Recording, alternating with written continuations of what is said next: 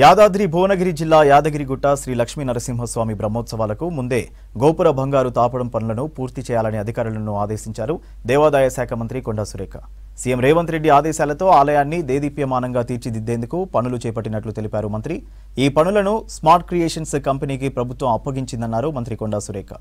2025 మార్చిలో జరిగే స్వామివారి బ్రహ్మోత్సవాలకు ముందే అన్ని పనులు పూర్తి చేయాలన్నారు. ఈ పనుల పర్యవేక్షణకు సంబంధించి ప్రత్యేక కమిటీ ఏర్పాటుకు సంబంధించి 2 వేర్వేరు జీవోలను జారీ చేసింది దేవాదాయ శాఖ. ఇక అటు భద్రాద్రి కొత్తగూడెం జిల్లాలోని శ్రీ సీతారామచంద్రస్వామి ఆలయ అభివృద్ధి పనుల కోసం భూసేకరణకు అనుమతులను జారీ చేస్తూ ప్రభుత్వం మరో జీవోను జారీ చేసింది. రాష్ట్రంలో ఆలయాల అభివృద్ధి కోసం ప్రభుత్వం కృషి చేస్తున్నట్లు తెలిపారు మంత్రి కొండా సురేఖ.